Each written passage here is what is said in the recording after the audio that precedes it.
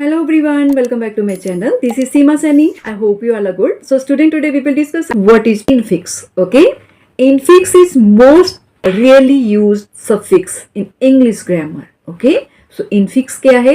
Most rarely used word है English grammar में. Okay, they appear in the middle of the word. Okay, ये किसी word के middle में use होते हैं. Example, as in the term of mothers-in-law. Okay, so mothers in law, mothers के साथ जो एस का यूज है, मदर के साथ जो एस का यूज हुआ है, ठीक है, that S is infix.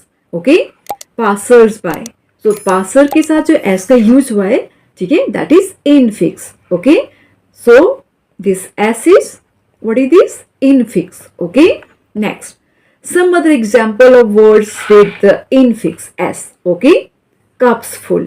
Okay, so cups के साथ जो एस का यूज हुआ है, ठीक है, that is infix. Okay, spoons full. ठीक है, तो यहाँ पे क्या है? कप और फुल के बीच में एस का यूज हो रहा है, वो क्या है? इनफिक्स है. स्पून और फुल के बीच में एस का यूज हो रहा है, that is infix. Okay, so spoons full. Okay, तो जो एस है स्पून के साथ, इसको हम क्या करें? बोलेंगे इनफिक्स. Okay, passers bye.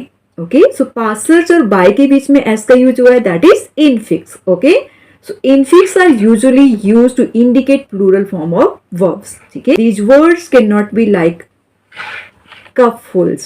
ठीक है, इन words का यूज हम इस तरह से नहीं कर सकते. cupfuls, spoonfuls. Okay, these are wrong. Okay, we will write cups full, spoons full. Okay, these are correct words. Okay, means जो words किसी बेस फॉर्म ऑफ वर्ड से पहले यूज होते हैं उनको हम प्रीफिक्स बोलते हैं. ठीक है, और जो मिडल में यूज होते हैं उनको हम इनफिक्स बोलते हैं. ठीक है, जो बेस फॉर्म ऑफ वर्ड के एंड में यूज होते हैं उनको हम सफिक्स बोलते हैं. Okay, so that's all for this session. I hope you all have understood well. See you soon in my next video. Till then bye, take care.